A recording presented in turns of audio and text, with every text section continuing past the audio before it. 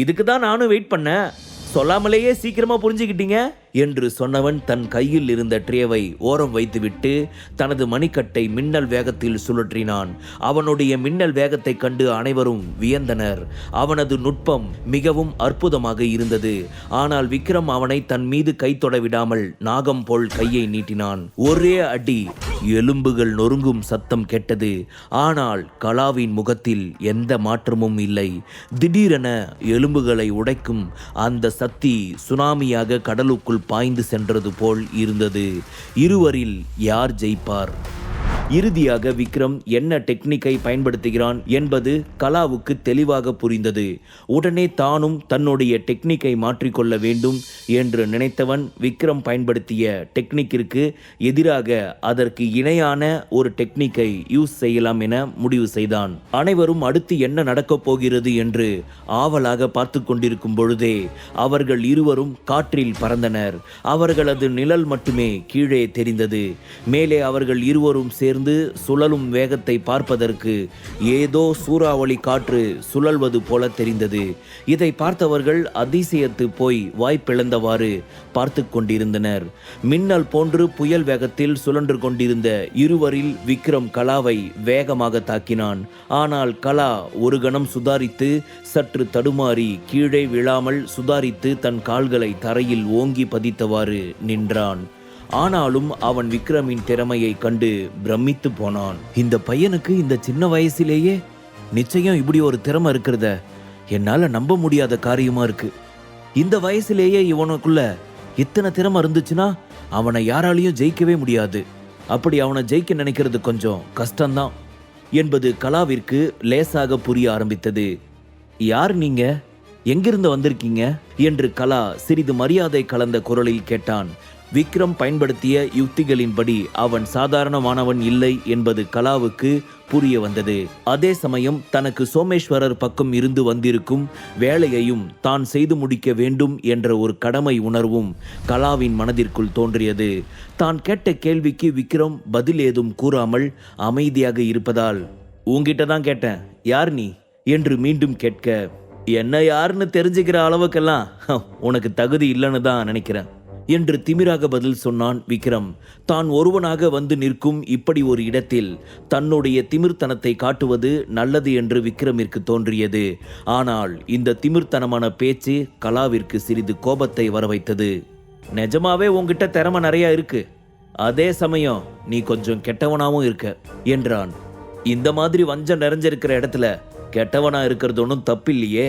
இன்னும் சொல்லப்போனா இந்த மாதிரி இடத்துல கெட்டவனா இருந்துதான் ஆகணும். அந்த மாதிரி ஒரு நிர்பந்தம் தான் இப்ப இருக்குது என்று மீண்டும் திமிராக பதில் சொன்னான் விக்ரம். என்ன இவன் இந்த அளவுக்கு திமிர் பிடிச்சவனா இருக்கான்? நான் இவனை ரொம்ப திறமசாலின்னு நினைச்சேன். திறமை இருக்குன்ற திமிர்ல ரொம்ப ஓவரா ஆடுறவனா இருக்கான் என்று அவனை பற்றி தன் மனதிற்குள் விக்ரம் தவறானவன் என்று கணக்கு போட ஆரம்பித்தார். கலா எத்தனை யோசித்தாலும் விக்ரமின் திறமையை எண்ணி வியப்பதை விட அவனுக்கு திமிர்த்தனத்தை எண்ணி கலாவிற்கு அவன் மீது கோபம்தான் அதிகமானது. இந்த மாதிரி திமிர் பிடிச்சவன் தனக்கு நிறைய திறமை இருக்குன்ற தலைகணத்துல ஏதாவது ஒரு இடத்துல ஸ்லிப் ஆவான். அந்த டைமை யூஸ் பண்ணி நான் சூப்பரான ஒரு டெக்னிக் மூலமா அவனை அட்டாக் பண்ணி ஜெயிக்கலாம். அதுக்காக தான் நான் வெயிட் பண்ணிக்கிட்டு இருக்கேன். இவனை ஜெயிக்க நிச்சயம் கொஞ்சம் பொறுத்துதான் ஆகணும்னு நினைக்கிறேன் என்று முடிவு செய்த கலா அவனுடன் சண்டையிடுவதற்கு மீண்டும் தயாரானான். அப்பொழுது விக்ரம் தனக்கு தெரிந்த மிகவும் பழங்கால தற்காப்பு கலை ஒன்றை பயன்படுத்தினான். ஆனால் அதை பார்த்தவர்களுக்கு அவன் தற்காப்பு கலைகளில் ஏதோ ஒன்றை பயன்படுத்துவது போன்று தெரியவில்லை. ஏதோ மேஜிக் செய்வது போன்று அனைவருக்கும் தோன்றியது. அனைவரும் வாயை பிளந்து அந்தரத்தில் வேடிக்கை பார்க்க ஆரம்பித்தனர். காரணம், மேஜிக்கில் இருந்த டீ கப்பை தனது கைகள் மூலம் ஏதேதோ அசைவுகள் கொடுத்து அதை சிறிது அந்தரத்தில் பறக்க செய்தவன் தன் அதிவேக கை அசைவில் இருந்து வரும் காற்றின் மூலம் அந்த டீ கப்பை தன் பக்கம் இழுத்து காற்றில் சிதறிய டீயை மீண்டும் அந்த டீ கப்பிற்குள் கொண்டு போனான். அவன் இப்படி செய்தது அங்கிருந்த அனைவருக்கும் ஆச்சரியமாக இருந்தது. அவனுக்குள் இருக்கும் திறமையை பற்றி அனைவரும் அப்பொழுதுதான் புரிந்து கொள்ள ஆரம்பித்தனர். என்ன இது நிஜமாதான் நடக்குதா? எப்படி இது சாத்தியம் என்று யோசிக்க ஆரம்பித்தனர். கலாவிற்கு கூட இவனுக்கு எப்படி இந்த வித்தையெல்லாம் தெரிஞ்சிருக்கு? இந்த மாதிரி டெக்னாலஜி எல்லாம் யூஸ் பண்ண தெரிஞ்சு வச்சிருக்கான்னா அப்போ நிச்சயமா இவன் மாஸ்டர் லெவலுக்கு போயிருக்கான்னு தானே அர்த்தம். இவனுக்கு யாரு இந்த டெக்னாலஜி எல்லாம் சொல்லி கொடுத்தது? அதுவும் இவ்வளவு சின்ன வயசுல இந்த அளவுக்கு திறமைக்காரனா இருக்க இவங்கிட்ட நாம மோதலாமா வேணாமா? இதை பத்தி நாம கொஞ்சம் யோசிச்சு பார்க்கலாமா என்று யோசிக்க அவனது இன்னொரு மனசாட்சியோ, என்ன கலா, எதிராளியை பார்த்து பயப்படுறியா? அப்போ உனக்கு உன் திறமை மேல நம்பிக்கை இல்லையா? இவன் எப்ப இந்த டெக்னாலஜி கத்துக்கிட்டான்னு உனக்கு தெரியாது. ஆனா இப்போ கடைசியில மார்ஷல் ஆர்ட்ல உலகத்திலேயே முதல் இடத்துல இருக்கிறது யாரு? நீதானே. அப்படி இருக்கிறப்போ நீ எதுக்காக அவனை பார்த்து பயப்படணும்? பயப்பட வேண்டிய அவசியமே இல்லை. அவனுக்கு இந்த மாதிரி திறமை எல்லாம் இருக்குன்னா அவனை விட வயசுல பெரியவனா இருக்கிற உனக்கு நிச்சயமா அவனுக்கு தெரியாத ஏதோ ஒரு திறமை இருக்கும். வாய்ப்பு இருக்கு, அதை தேடு, அது மூலமா அவனை அட்டாக் பண்ணு என்று கலாவின் இன்னொரு மனசாட்சி அவனுக்கு வலியுறுத்த கலாவிற்கு அதுவே சரி என்று தோன்றியது. அதே சமயம் கலாவின் மனதிற்குள் ஒரு கேள்வியும் தோன்றியது. அதற்கு பதிலை உடனே தெரிந்து கொள்ள வேண்டும் என்ற ஆவலும் அதிக அளவு இருந்தது. விக்ரமுக்கு இத்தனை தற்காப்பு கலைகள் இவ்வளவு துல்லியமா இத்தனை திறமையோட சொல்லி கொடுத்த அந்த மாஸ்டர் யாரு? அவரோட பேர் என்ன? நிச்சயமா நான் இதை தெரிஞ்சுக்கணும் என்று ஆர்வம் தோன்றவே அவர் அதே கேள்வியை விக்ரமிடம் கேட்டார். பாரு விக்ரம், இன்னைக்கு நான் உன் கூட போட்டி போட போறது உறுதி. அதுல நீ ஜெயிப்பியா நான் ஜெயிப்பியான்றது போட்டியோட முடிவில் இருக்கு. ஆனா என்னோட ஆசை நிச்சயமா நான் உன்னை ஜெயிக்கணும். அது என்னால முடியுமானுலாம் எனக்கு தெரியல. ஏன்னா உன்னோட திறமையும் தற்காப்பு கலை நுணுக்கம்னு எவ்வளவு வித்தியாசமா இருக்கு தெரியுமா? உனக்கு இதெல்லாம் சொல்லி கொடுத்த அந்த மாஸ்டர் யாருன்னு நான் தெரிஞ்சுக்கலாமா? இந்த கேள்விக்கு நீ பதில் சொல்றதுனால உனக்கு எந்த ஒரு ஆட்சேபனையும் இருக்காதுன்னு எனக்கு தோணுது. யாரு உன்னோட மாஸ்டர் என்று கேட்டார் கலா. உடனே விக்ரமின் பார்வை சோமேஸ்வரனை நோக்கி சென்றது. அவன் எதற்காக தன்னை பார்க்கிறான் என்பதை புரிந்து கொண்ட சோமேஸ்வரர், ஒருவேளை இவன் பெரிய வாரிசுன்ற பதவிக்காக வராம அவனோட மாஸ்டரை தேடி வந்திருப்பானோ என்று யோசித்த சோமேஸ்வரர் சிரித்துக்கொண்டே, இங்க பாரு விக்ரம், நீ நினைக்கிற மாதிரி உன்னோட மாஸ்டர் எல்லாம் இங்க இல்ல. அவர் இந்த கிருஷ்ணா ஃபேமிலியை விட்டு போய் கிட்டத்தட்ட 15 வருஷத்துக்கு மேல ஆயிடுச்சு. நம்ம கிருஷ்ணா குடும்பத்துக்கும் அவருக்கும் இருக்கிற நட்பு 15 வருஷத்துக்கு முன்னாடியே நின்னு போச்சு என்று சோமேஸ்வரர் சொன்னார். அதை கேட்ட அங்கிருந்த அனைவருக்கும் ஆச்சரியம். என்ன, நம்ம கிருஷ்ணா ஃபேமிலியில இருந்த மாஸ்டர் தான் விக்ரமுக்கு இத்தனை வித்தையும் சொல்லி கொடுத்ததா? அவர் எந்த அளவுக்கு பாப்புலரான ஆளு, அவரோட ஸ்டூடெண்டா இந்த விக்ரம்?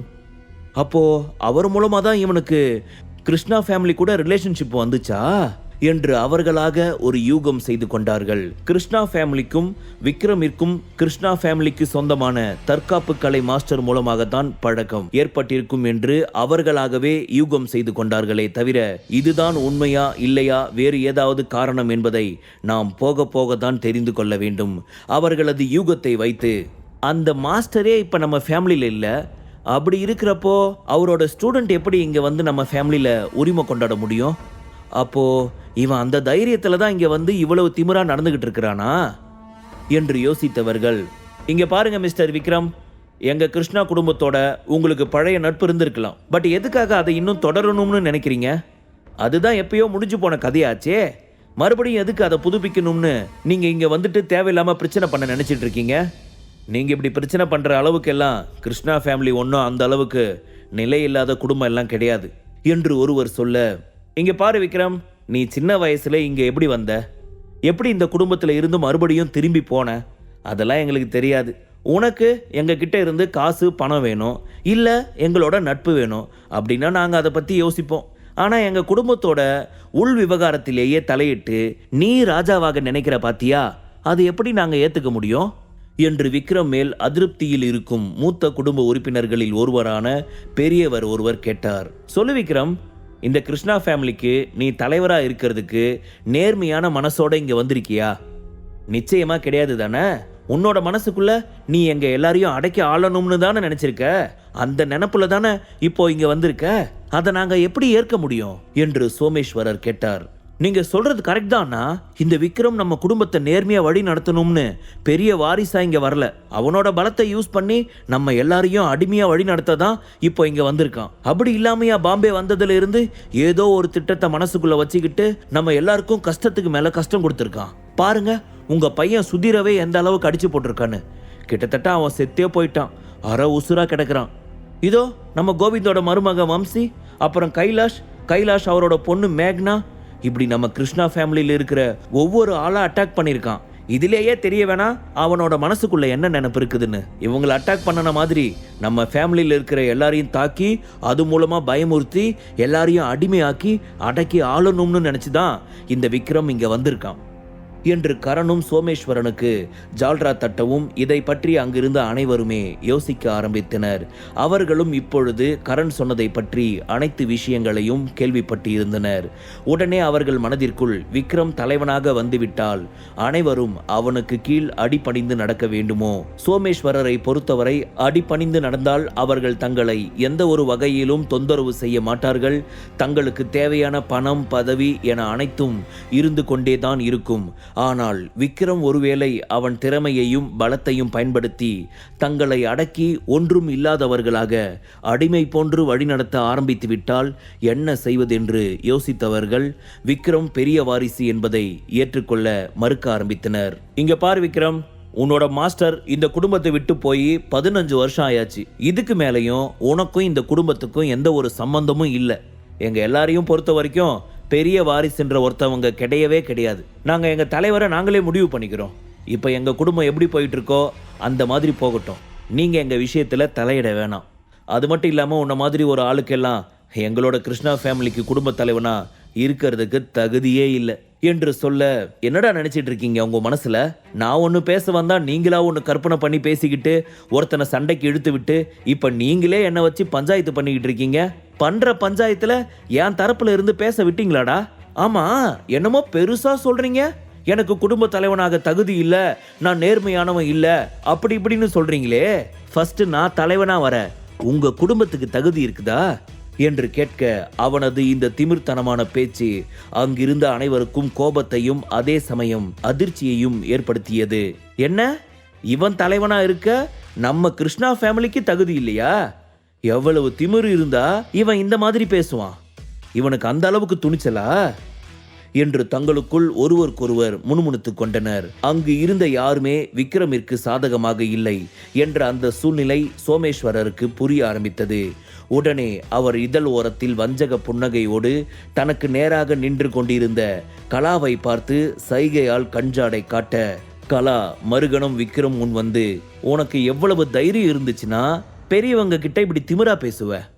பெரியவங்க கிட்ட எப்படி பேசணும்னு கூட உனக்கு அறிவில்லையா? இப்படிப்பட்ட திமிர்த்தனம் பிடிச்ச நீ இந்த குடும்பத்துக்கு தலைவனாக நினைச்சிட்டு இருக்கியா என்று சொல்லி மீண்டும் அவனுடன் சண்டையிடுவதற்கு ஆயத்தமானார். ஆனால் இந்த முறை விக்ரமை தோற்கடிப்பதற்காக அவனது மைனஸ் ஒன்றை கண்டுபிடித்தவர். அதற்கு ஏற்றாற்போல் தன் பக்கம் மிகவும் பலமான, அதே சமயம் விக்ரமை வீழ்த்துவதற்கு ஏதுவான மிகச்சிறந்த டெக்னிக் ஒன்றை யோசித்து வைத்தார். அதை நினைத்து கலா தன் மனதிற்குள் சிரித்தும் கொண்டார். வா விக்ரம், உன்னோட டெக்னிக் என்ன அப்படின்னு தெளிவா புரிஞ்சுக்கிட்டேன். உன்னை அட்டாக் பண்ண தேவைப்படுற மைனஸ் டெக்னிக் என்னன்றது உனக்கு தெரியாது தானே? அது மட்டும் இல்லாம அந்த மைனஸ் டெக்னிக் எனக்கு தெரியுன்றது உனக்கு தெரியாதுல்ல என்று சொன்னவாறு அவனை தாக்க முன்னோக்கி வந்தார். முழு கதையையும் கேட்டு மகிழ பாக்கெட் FM ஆப்பை டவுன்லோட் செய்யுங்கள். லிங்க் டிஸ்கிரிப்ஷனில் கொடுக்கப்பட்டுள்ளது.